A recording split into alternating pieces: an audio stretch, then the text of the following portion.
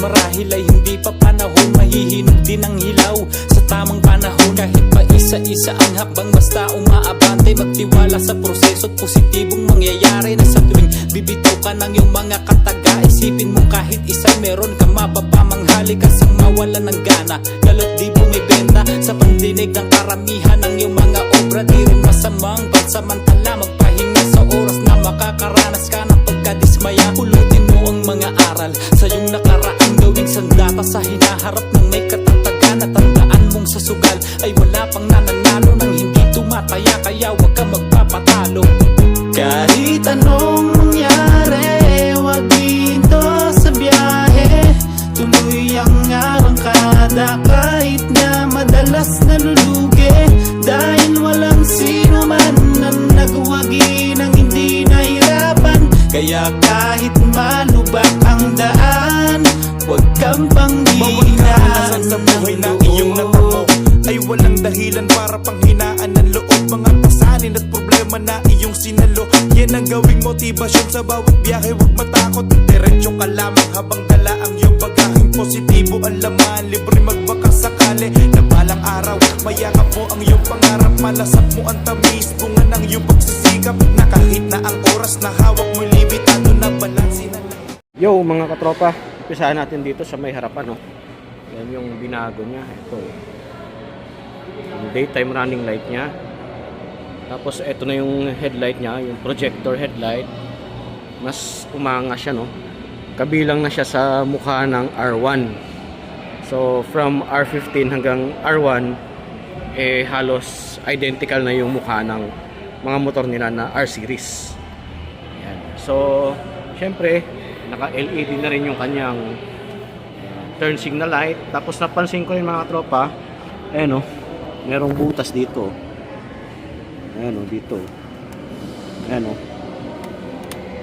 for aerodynamic purpose na rin yan mga tropa. So tingin ko mas mabilis to kumpara mo sa lumang R3, kasi mas marami siyang aerodynamic. Katulad nito, yung hangin dadaan dito. Tapos dito may din, may butas. Dito naman tayo sa shock mga tropa. Ayan, naka upside down fork na rin siya mga tropa, na kulay gold. Ayan, tapos merong double pot caliper piston, 4-pot. Tapos naka ABS na rin yan. Tapos yung sukat ng kanyang gulong ay 110/70 R17 sa harapan mga tropa. Ayan. So ganun siya kalaki. Siyempre race blue ito, kaya blue na rin yung kanyang mags. Tapos dito naman sa kanyang fender mga tropa, gloss black. Tapos may Yamaha na sticker dito. Ganda tingnan, no? Binago na rin pala ni R3 yung kanyang fender sa harap. Ayun, iba na yung itsura kumpara mo dun sa may previous model. Ayan. So same engine pa rin naman siya. Binago lang yung buong katawan o yung kaha. 2-cylinder syempre. Ayan, diba? Dito naman tayo sa kanyang side mga katropa. Ayan. So eto yung kanyang makina. Yung kanyang makina ay liquid cooled na 4-stroke, DOHC na 4-valve, tapos inline 2. Ayan, 2-cylinder lang siya. 321 cm or 321cc to be exact.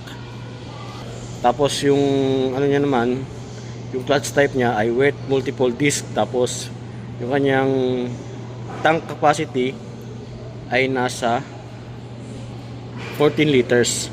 Tapos syempre naka electric starter na rin siya. Ayan mga tropa. Tapos syempre constant mesh na 6-speed manual transmission. Pagkatapos ito pa nga mga tropa, yung power nito ay merong 42 PS. Tapos yung kanyang torque naman ay 26.6 Newton meter. So sa 9,000 RPM. Diba? Ganyan siya kalakas mga tropa.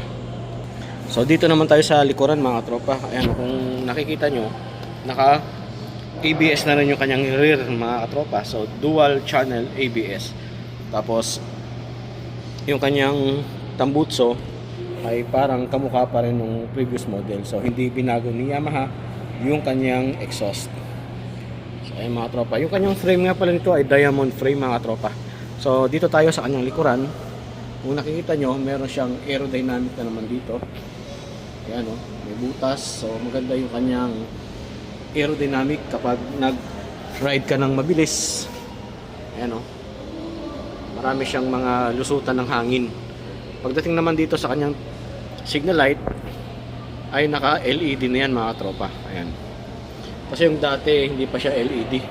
Tapos malaki na rin yung binago ng kanyang tail light.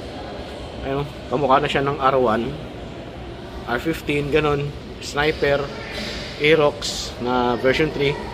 Tapos yung kanyang tapalodo, parang ganon pa rin sa dati, yung patulis dito. Pero binago na rin yung kanyang mga ganyan signal light. Reflector, ayan. So malaking pagbabago, malaking improvement yung ginawa ng Yamaha dito sa may R3. Pagdating naman sa likuran mga tropa, yung size ng kanyang gulong ay 140/70 R17. Ayan. So malapad-lapad siya. Ayan o. Ito yung kanyang pinaka-chain. Ayan o. Mat, yung kanyang chain guard, foot peg, para sa angkasan. Ayan. Cambia niya. So malaking pagbabago mga tropa. Maganda yung improvement ng R3. Tapos yung kagandahan nito mga tropa, hindi siya ganoon kamahal. Konti lang yung dinagdag niya dun sa may dating R3. So yung cash ng R3 dito sa may Iloilo Rev Zone ay 307,550 pesos. So nag-offer din sila ng installment. Minimum down payment nila ay 50,000 pesos. Hanggang 3 years pwede yung installment yan mga tropa. So meron din silang rebate na 300 pesos.